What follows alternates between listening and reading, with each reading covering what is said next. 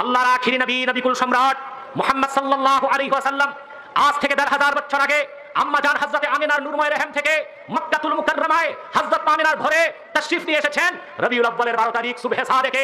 সেই জন্য রবিউল আউয়াল মাসের আগমন ঘটলেই মুমিনের হৃদয়ে ১৫০০ বছর আগের সেই নূরময় শুভরাতের কথা জাগলে মুমিনের হৃদয়ে আনন্দের হিল্লোল বয়ে যায়। সেই আনন্দের প্রকাশ করার জন্য মুমিন যদি মাহফিল করে, নাতে রাসূলের আয়োজন করে, ওয়াজ করে, মিলাদুন নবী নামে মাহফিল করে, খাস মুনাজাত করে, তাবাররুক বিতরণ করে, তাকেই বলা হয় মাহফিলে ঈদে মিলাদুন নবী। মুরিশা, এখানে তোমরা বেদাত কোথায় খুঁজে পেলা? 12 রবিউল আউয়ালকে আল্লাহর নবী ঈদ বানিয়েছেন। আল্লাহর নবী তার জীবনের 63 বছরের জীবনে আল্লাহর নবী প্রত্যেক সোমবারে কি রাখতেন?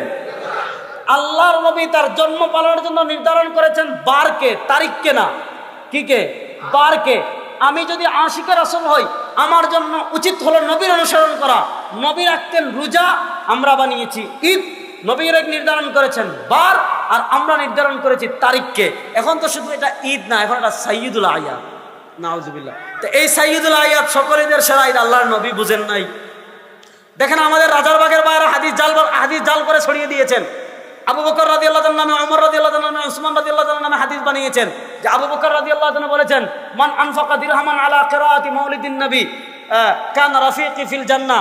আবু বকর রাদিয়াল্লাহু তাআলা বলেছেন, যে ব্যক্তি ঈদে মিলাদুন নবীতে 1 টাকা খরচ করবে সে জান্নাতে আমার সঙ্গী হবে। ওয়াকালা ওমর, মান আনফাকা দিরহামান আলা কিরাআতি মাউলিদিন নবী ফাকান্নামা গাজওয়াতা হুনাইনিন ও বাদরিন। যে ব্যক্তি ঈদে মিলাদুন নবীতে 2 টাকা খরচ করবে সেজন্য বদরের যুদ্ধে আর খন্দকের যুদ্ধে অংশগ্রহণ করলো। এই হাদিসগুলো নির্ভেজাল জাল। এই হাদিসগুলো নির্ভেজাল। কিয়ামত পর্যন্ত আমাদের অনেক ভাই আছেন, আমি কিয়ামত পর্যন্ত সময় দিয়ে গেলাম, কিয়ামত পর্যন্ত যদি এই হাদিসের সনদ দেখাইতে পারেন তা আমি রেজাল্ট করি, আপনারা কসম করে গেলাম আর জীবনে কথা বলবো না। আমি আপনি আশিকে রাসূলের জাল হাদিস দিয়ে দলিল দেন কেন? হ্যাঁ, আশিকে রাসূল কখনো জাল হাদিস দিয়ে দলিল দিতে পারে?